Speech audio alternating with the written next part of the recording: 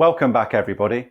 Our next session is Rethinking Travel in association with the First Mile Immersive podcast, bringing you untold stories from the world of adventure.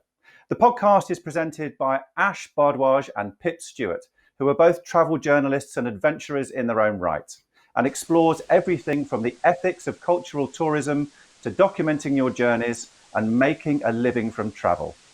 Ash and Pip navigate this territory with some of the world's greatest travellers who reveal how they got their first break in travel writing, planned remote expeditions, or made the switch from a corporate career to a life of adventure.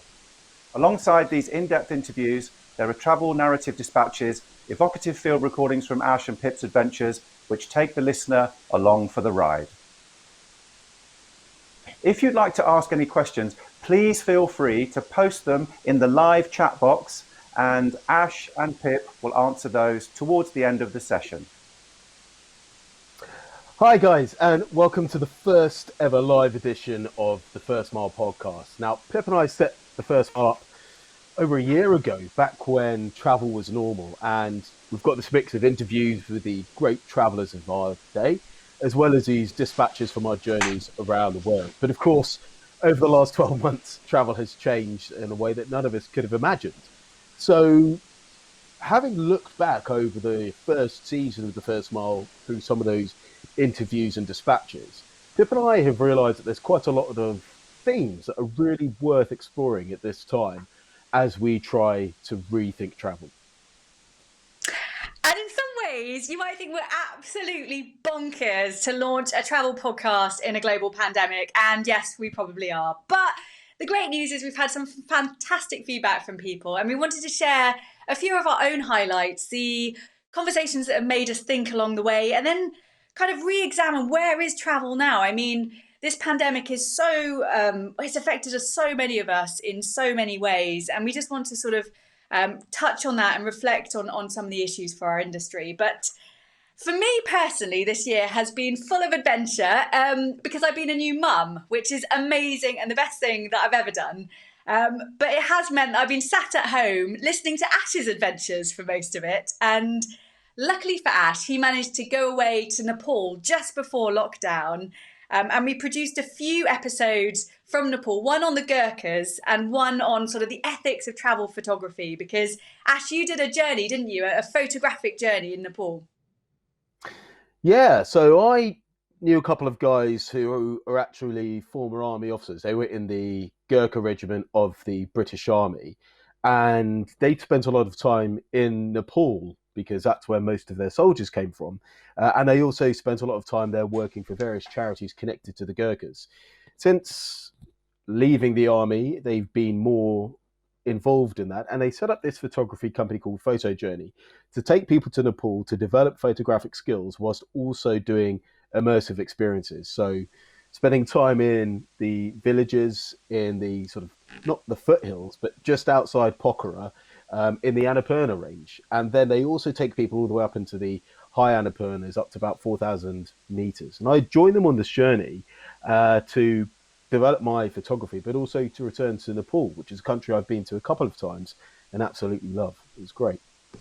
Yeah, and something that we really try and do in this podcast is talk about how travel connects us, both to the natural world around us, to others, and to ourselves. And I just want to play this little clip from Nepal because it brings joy to my heart, Ash, every time I hear it. It's one of the friends that you made along the way. So what's your name? My name is Babu Bullet. I'm from here, Long Village. What is it we're hearing now? What is this? Is this traditional dancing from this village, is this? Yes, sir. Our village is coming here for dancing. Then our Nepali culture here, we are most welcome your England people. Our village is good. We are very happy. With this dancing, do you just do it for tourists or do you do it for weddings and birthdays and everything as well? No. Nepali culture. This one is Nepali culture, like that. Okay. Yeah. Are most of your visitors from England? Are they from China? Oh, all people is coming here. Every week, every month, all people coming here. So, like for that. Very good. So, nice to meet you. So, what's your name? Ash. Ash. Ashwin. Ashwin. Ashwin. Okay. Nice to meet you. you. Dhanyavad. You are good. So I like you. Thank you. I like you too. Oh, that clip just brings such like a happy joy to my heart. But I guess that the more serious issue coming off the back of this, Ash, is that we're all in lockdown globally. It's a major crisis. Everybody's hurting, and how do you think the people that you met in Nepal are going to be dealing with this sort of issue of not having visitors when their economy perhaps relies on it? It's absolutely amazing to think that just in February last year, I was in a village in Western Nepal, central Western Nepal, meeting strangers as there was singing and dancing going on. It's almost unimaginable to think of that right now. And for a place like Nepal, tourism's really important. It brings in a huge amount of money into the country, not just the big mountaineering that we all know about, climbing Everest and the other mountains of Nepal, but also backpacker tourism, cultural tourism, and the area that I was in, which is in the lower regions of the Annapurna range, but for whom a lot of the income there is tourism. I think Nepal's an example of a country that's in an extremely difficult situation. Nepal is a comparatively poor country in the sense that it doesn't have a huge GDP and so much of it depends on tourism. It doesn't have the same robust health system that we have. So it could very quickly be overwhelmed if the pandemic really spreads quickly there. So they have this challenge as they're starting to think about how to reopen Nepal, getting the balance right between the health risks, but also the fact that Nepal, and particularly these local areas where some of the money goes directly to, really requires tourism. And 2020 was supposed to be this big year of tourism promotion for Nepal. Nepal 2020. They couldn't have had a worse outcome for that. So they spent a lot of their tourism promotion money on last year, and they've got nothing out of it because of the pandemic. So I think it's an example of the real challenges countries like Nepal face.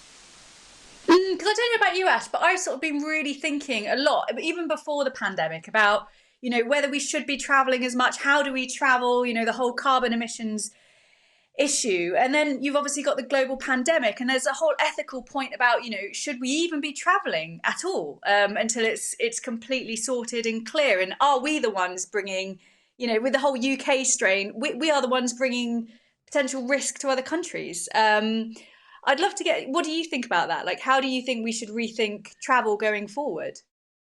I think that's a really good insight, Pip, and I've actually been quite revolted by some of the things that I've heard. People saying, well, they need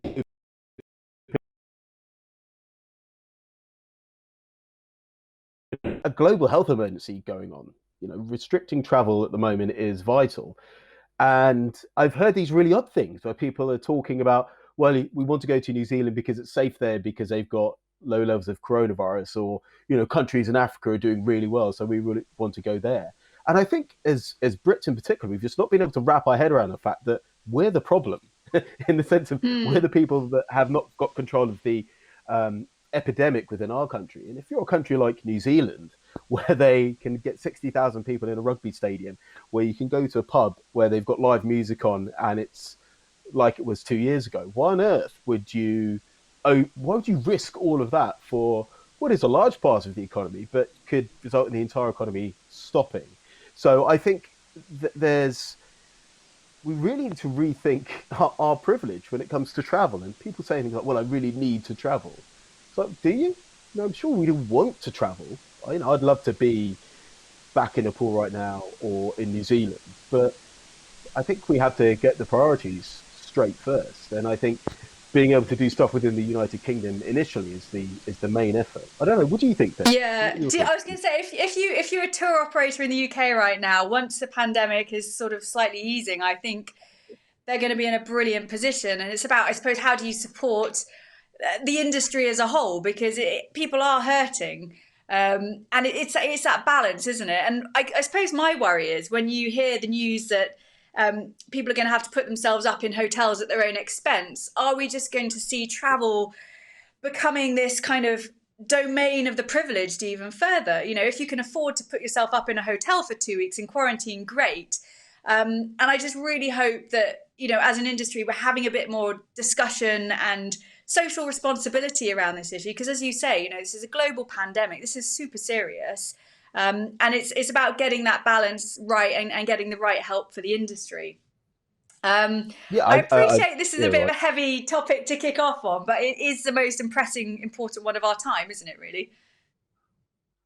Yeah, and I think, you know, what's been really great about doing the first season of the podcast is we've been able to explore some quite complex topics. You know, we've looked at everything from just these really good examples of adventure, but I think it's important right now to take these things seriously, really discuss them about what they mean for the industry. And then if you look at countries like Nepal, they have huge challenges. I mean, you referenced the travel operators here in the UK, but out in Nepal, there are people whose entire livelihoods, and not just their livelihoods, but the families they look after, depend on tourism. So at what point for a country like Nepal do they get that risk right? So there's our privilege of being able to travel there. There's also the necessity in a country like Nepal for that revenue and how much of a difference it makes to them to be able to survive. And you know, poverty kills just as much as COVID-19 does. It might not happen in 14 days. You know, it's a really difficult dilemma to get on top of. And I think the best way we can do it, the best way we can ensure travel happens quickly and effectively is for us to get on top of it within our country, all take the vaccine, and then travel will start to open up again. If anyone has heard it, one of my favourite bits in The First Mile was when Ash was doing his dispatch in New Zealand, and it's the most dramatic rescue from a country I think I've ever heard. He was on a river and he suddenly got whisked off on a jet boat because the New Zealand Tourism Board were like, the borders are closing, we need to get Ash out of here. It was brilliant. They're an amazing bunch, the Kiwis. I mean, we've seen how well they've dealt with it afterwards, and I think, you know, just getting rid of this dodgy Brit who might be bimbling around the country if it got locked down, I think was quite a sensible thing. And one of the great things that I think you found as well, and I found, Pip, is being travel journalists and working within this industry has given us access to some amazing stories. You know, in Nepal, I was able to speak to a guy who earned money guiding people and used some of that money to help run an orphanage and teach kids to give them opportunities further on down the line. And of course, one of my great friends, Levison Woods, also has made a career out of travel and adventure, having started out as an officer in the army.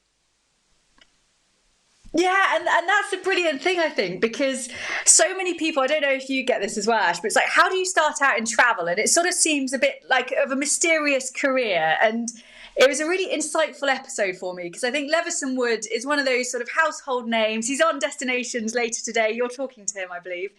Yeah, indeed. And I just love the story that you guys had about how he sort of got his career off the ground. So let's hear that clip from Lev. You know, we didn't pay ourselves for about 2 years. And so I was basically crashing on friends' floors. I crashed on your floor on more than one occasion, didn't I? You know, I couldn't afford to rent, certainly not in London. So the way I kept afloat was by just keep going away on expeditions. So I did. I'd go away for 3 weeks. I'd come back for 4 or 5 days, then go away for another 2 weeks. And I managed to keep this up for about 2.5, 3 years. And I had an unwritten rule, which I actually learnt in India, in Amritsar. And it goes back to the Sikh philosophy, is you should always provide hospitality for free to any stranger for 3 days. And I'd found the same replicated in Pakistan, in Afghanistan, and all along my Silk Road travels. And you know, and I remember staying in Amritsar in the Gurdwara, in the Holy Temple, for 3 nights. And after that, they sort of ask you to disappear off. And I thought, well, it's a very nice mentality. And so that's what I decided, that if anyone offered me hospitality in London, I would stay for 3 nights. And even if they insisted on me staying longer, I would say no and leave. And that often resulted in me having to go and sleep on a park bench on Clapham Common.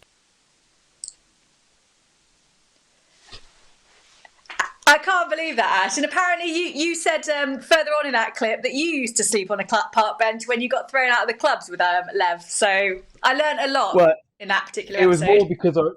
It's more because I was quite the snob about the club options in Clapham, and I was like, I'm not going in here and paying that much money to listen to this rubbish. So I had slept on the park benches in Clapham as well. But from quite such unillustrious starts, Lev has done incredibly well.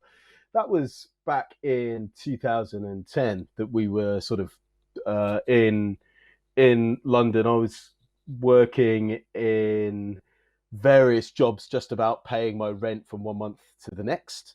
Lev was doing the things that we heard. He'd actually set up at the time travel company. But years later, with his gradual steps that he built, of course, he now presents television shows with one of the main draws for destinations, and has got, I think, 8 books out. So yeah, I saw that, like 8 best-selling books. I'm like, damn you, Lev! Like, most people can't even write one, and you've got 8 best-selling ones. I mean, seriously, come on. But yeah, you guys talked in that episode about the touched by the angel theory, as you say. Like, can you elaborate a bit on that? Because that was really fascinating. Yeah. So when people ask people who've done well how they got there, they want to hear a story about how this person got there. You tend to get 2 types of people. One person who literally wants to know the step-by-step process that you took in order to replicate it or learn from it. And then there's the other person that wants to hear a story that sounds like you're just extremely lucky or you're extremely magical, as if you're walking down the street one day and you were touched by an angel, and that's where all of your success comes from. And the reason for that is twofold. One, it makes for a better story. And the other one is it sort of excuses you from achieving your goals yourself. Now, that's not to talk down people who don't achieve their dreams, because there's an enormous amount of circumstance that leads to you actually achieving the things you want to do. I think Lev will be one of the first ones to say that his timing was extremely lucky and extremely fortuitous, partly because of the regions that he traveled through and what was going on at the time. Egypt was just about to go into some real strife on the back of the Arab Spring. So he was able to travel through it at the time. He managed to get a gap when there was an element of peace in South Sudan. So, fortune happens. But in order to get there, in order for a television commission to happen, Lev had been an officer in the army. He'd been in Afghanistan. He had some great travel photography. He'd hitchhiked all the way to India. He'd driven the length of Africa, and he'd run an expedition company that had taken people to Iraq, taken people to Afghanistan for holidays. Secret Compass was the name of the company set up, and it's actually still going. So if you tell people, look, it's just extremely hard work and you require an awful lot of luck, then it doesn't sound as exciting as I've been touched by an angel and that's how I managed to get my lucky break. What about you? You've taken quite a circuitous route to get to where you are. Yeah, and I would say to anyone who's thinking, God, maybe you're in a tricky situation, or you want to retrain, or you want to get into travel, is that, the industry is hurting right now. But that's not to say it's not going to come back, and it's not going to come back even stronger. And I've always found conversations massively useful, whether someone can help or not. If you just go for a coffee and say, look, this is what I'm trying to do. Do you know anyone who might be able to help? And then also help other people. It's a two-way thing. You can't just take. And I think the industry, I found it particularly closed when I tried to get into it initially, which is why I went to study in Hong Kong, and then sort of came back to London that way. But I think it was because I was scared to have conversations at the beginning, if I'm honest. I was scared to sort of knock on those doors, to reach out to people. And these days now, with sort of Instagram, Twitter, social media, it is so much easier just to reach out and ask people. And yeah, 9 times out of 10, you might get ignored, but that, one time you do get a reply might be super useful. So yeah, I suppose the learnings I took from talking to Lev and my own career is just put yourself out there a little bit, just ask for help. And you've got to learn. Don't be afraid to laugh at yourself, because you are going to get some things wrong along the way. And a bit like your column, Ash, because no, I was going to say, because Ash, I'm going to do a humble brag for Ash. He's a Telegraph travel columnist, but I hope you don't mind me saying, but right at the beginning, when we started this podcast, you were like, I'm tempted to jack it all in. That's it. I'm done. And then something happened. Yeah, well, absolutely. I would, I tried to start doing all of this stuff since about 2007. So I've been running a blog from about 2008-9. My first break came in 2012 at the Adventure Travel Show with Ooh. Nick Crane. Don't think we're allowed to mention that, Ash. Well, he'd appeared earlier on at the Destinations Travel Show today, so it is okay to mention Nicholas Crane. He was doing a talk, and I went up and spoke to him at the end of the talk and said, Nick, I really like your work. I'm going off to India to take my dad's ashes back. And he introduced me to a Telegraph editor. That was 2012. And 8 years later, I'd been pitching documentaries. I'd done a podcast called Edgelands with the Telegraph, like just doing loads and loads and loads of stuff. And none of it had happened. And it's very financially insecure when you're living from one writing commission to the next. And then I got some other work that paid me a decent wage each month, some communications work. And that meant that my financial security was a bit better. And it gave me the space to be a bit more creative what I was doing. And then I wrote this piece in June or July about the importance of diversity in the travel industry. The Telegraph were really keen to explore some topics that they wouldn't normally cover in that paper, and I think hear voices they wouldn't normally hear in that paper around diversity and some of the things that people who don't come from diverse backgrounds are unaware of. And so I wrote this piece about why diversity matters. And I think that's such an interesting point to touch on, Ash, because out of all the episodes we've done, the one that's made me stop, take a step back and reconsider was the interview that we did with Manisha Raja. She's the author of Around the World in 80 Trains and Around India in 80 Trains. And it is a brilliant book. If you've not read it, check it out. But I just want to play this clip from Manisha because it is really worth listening to. It really does have to change because you're just looking at the world through one prism, through your own prism of being a white person who doesn't even have to really consider visas for most countries.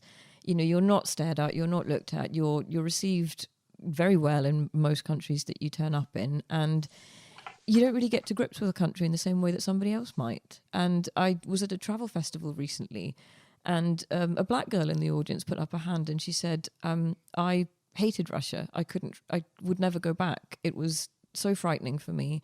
I was stared at constantly that I set foot out of the hotel for a couple of hours and I went straight back. And I just stayed in my room till my flight left. And I could completely empathize with her because when my husband and I were traveling for my book, we took a suburban train out of Moscow to a place called Kubinka, which was a good hour and a half way into the suburbs to a really poor area. And within about 20 minutes of being on the train, we knew that we shouldn't be on that train because we were just stared at by people, really unabashed looks of, you know, who on earth are you and why are you here? And we were spat at when we got off the platform at the other end, to the point where I said, I think we should just get on the train and go back. And he said, no, let's just, you know, we came this far, let's see how far we get and we'll be okay. And, you know, we took a taxi literally almost in a circle and decided to come back to the station because it was just so unpleasant and I could just feel under my skin this sense of foreboding and you just shouldn't be here. And I had never read about Russia anywhere before, and it was because I'd never read any black or brown person writing about Russia in any newspaper or in any book. Wow, that's such a powerful comment, isn't it, Ash? And I think what I took from that interview is, as a white person who has travelled and not really checked my own privilege, it was a real wake-up call. And I think this whole year, actually, if you look at the Black Lives Matter, more focus on diversity and representation and the benefits of telling stories from different viewpoints, it is such an important topic. And I do think the industry needs to take note of this. I'd love to get your thoughts on it. So I think there's also just an element of developing empathy for others. And I think one of the really important things to talk about when discussing diversity and representation is that it's not about excluding people that are unaware of these challenges. If you're a white man traveling somewhere, a white English man traveling somewhere, you're unaware that a brown woman or a black woman has these challenges. You don't know that these are experiences that happen to them because you only know your own experiences, and therefore you don't know that it's a problem. And the only way to address that is to ensure that those stories do get raised, or those stories do get told. And I think, the Black Lives Matter movement did a really good job of helping bring to light some questions and narratives that I'd never thought of myself before. Now, we did that interview with Manisha back in November of 2019, and she really helped influence some thoughts for me. It really helped me develop my own knowledge and thoughts about bringing new voices to light. And it's only when that happens that can start to occur, that people just grow their awareness. Wanderlust commissioned a piece for me about this. The Telegraph have commissioned several pieces about this. And I think it's getting it into outlets where that kind of stuff normally hasn't been spoken about before. Travel is so often just about fun and light and enjoyment, and let's go to Dubai and do these cool things, or let's go to America and go to Disneyland. And there is sometimes a hesitancy within the editorial world to talk about some of the less savoury aspects. And I think having very brave writers like Manisha, who will push that boundary and tell people what it's like, has now opened up space for people like me to feel greater courage in talking about my stories. And I know you've also talked a lot about the experiences of being a woman travelling. How has this been for you as well? And how have you seen the change about the representation of women in adventure, particularly?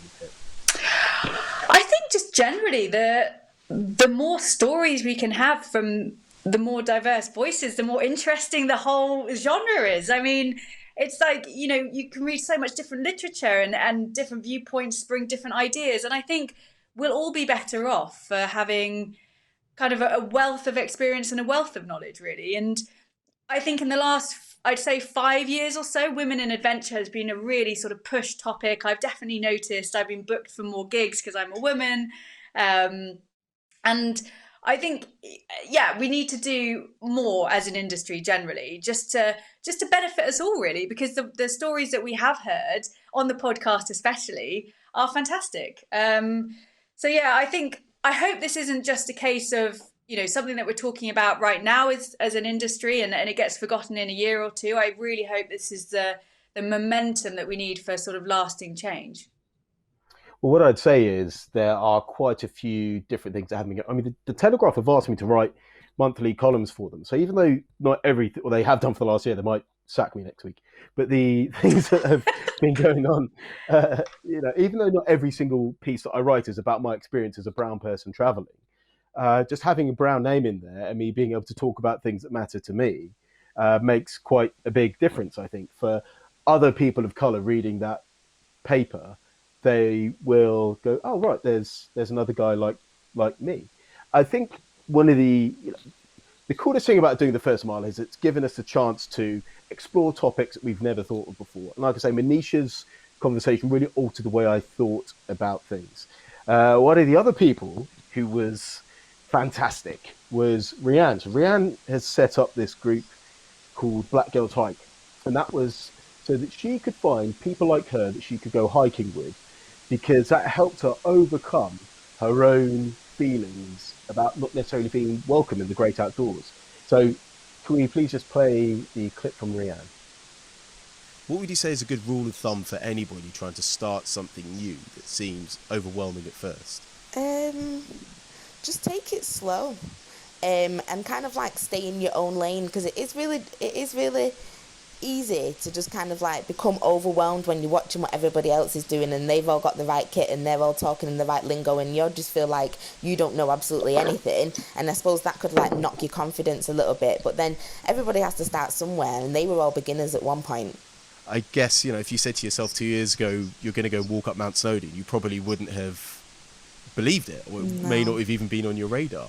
But by taking those tiny steps, one step at a time, you've got there. Yeah, definitely. Yeah, it wouldn't have been something that had interested me at all about 2 years ago, going up Snowdon. So what would you now say to, you from 10 years ago, or you when you were leaving school, about what you're doing now? I don't know. Like, I have this thing where I'm always like, trust the timing, trust the timing. And like, I remember when I was like, I went to uni like 3 times and like just didn't like it. And I always ended up having like these jobs that I didn't really like. But I used to always say to myself, just like, trust the timing. I feel like everything's supposed to happen in your season. And I feel like I'm coming into my season now, and you should just kind of like, don't pressure yourself and don't like watch what everybody else is doing, because that can really throw you off. I think that's such good advice to sort of wrap up this first live First Mile podcast, because, you know, I think we're all kind of thinking, what's next for us? What are our next mini adventures? And Rianne's advice to just, you know, don't pressure yourself, stay in your own lane, is really kind of sound advice, really. Well, I think if you don't like take these small steps and just do new things, you'll end up just doing the same thing all the time. And what was remarkable about Rihanna is she said, oh, I just saw these people getting off the train hiking. She was on the train through the Peak District once. She saw these people getting off the train and going for a walk. And she said to herself, that's something I'd really like to do. But she wasn't quite sure how to take the first step. So she set up a community to find people like her, black women who wanted to go hiking but also weren't too sure. So she just created a community that was at the same level as her, to empower herself. And it's amazing what you can do in a year, and how you can take yourself from complete novice to really loving it. And unless you experiment with things, then you'll never get there. And I think you'd probably agree, Pip, that one of the challenges about the industry that we both work in now, in sort of the adventure and the journalism, it can be very overwhelming. You don't have to go and walk the entire length of the River Nile with Leveson. You don't have to go and kayak the entire length of the Esquibo, which you did a couple of years ago. There are small things that you can do to get yourself started in both travel and adventure. I mean, right now, I'd say we're pretty much all experts in our local area, aren't we? Like, our daily exercise is just round and round the streets, in my case, up and down the beach.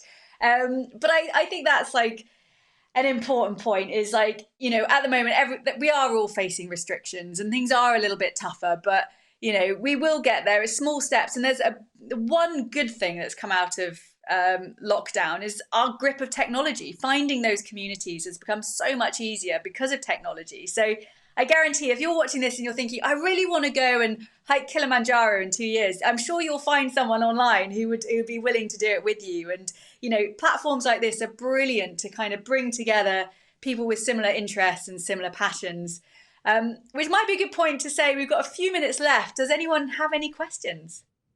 Well, I've seen a few comments about, you know, talking about this thing about the sort of gaze of ethnicity and the way we view the world, and how the part that media's had to play. You know, lots of pictures of kids running around barefoot in countries like Ghana and Nigeria, which really developed. I had an amazing time when I traveled around Nigeria doing a film a few years ago. And also a comment about people who actually won't travel to certain countries because of concern about how their racial appearance might be perceived. This is a really good example of how hearing stories like Manisha's or hearing other stories from people and getting those out into travel journalism is vital, so that we can help build that empathy. One of the questions, Pip, and I'd appreciate your insight in this, is somebody said, you know, when can you and I go traveling again to do the first mile on the road? But when is there the fear that travel will become the domain of the privileged? What do you think about that? Do you think that's something that's going to happen? I have a worry that it might, but I think it's about rethinking how we travel. Some of my favourite journeys have been like when I used to live in Malaysia and I cycled back, and privilege in the sense of finance I'm talking about here. That's sort of a very low cost journey. If you take a tent and you take a bike, it's honestly one of the best forms of travelling. But broader than that, I do think there is a worry, because we don't quite know how the airlines are going to react in terms of pricing and things like that. And I think it's something that we just need to be mindful of going forward. Because yes, I think we're seeing this equality gap in society generally. And I hope it's not epitomised in the world of travel and experience collecting, if you know what I mean. What's your take on it? Well, I think we sometimes forget that travel is already the domain of the privileged. And by privileged, I mean, you know, people from countries that aren't Iraq or local Nepalis. They've often not Nepalese people that I met up on that trek with Photo Journey. Most of them hadn't gone beyond their local district. People in Iraq, your passport can't get you to many countries around the world. So we're already incredibly privileged that we have the freedom, the time, and the passport that will get us to countries like that around the world. So I think it's rechecking that. Do we mean within the UK is there going to be a wealth gap? I mean, there already is in many ways. Some people can travel to Australia, New Zealand. Some people can afford a trip to France and Spain. So I think we sometimes forget just quite what the levels of inequality within the UK are. I think one of the things COVID has done is really show up the wealth inequalities within the United Kingdom. I fear that travel might be one of those places where that happens a bit more. To finish on a more positive note on the first episode of the First Mile podcast, the first live one, where are you going to go when things get lifted within the UK and internationally?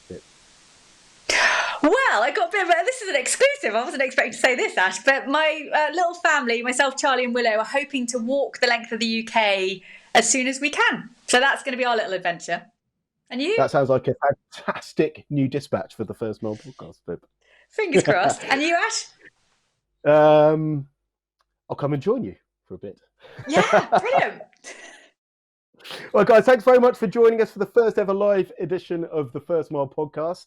There will be season 2 coming out before long. Dispatches from Pip.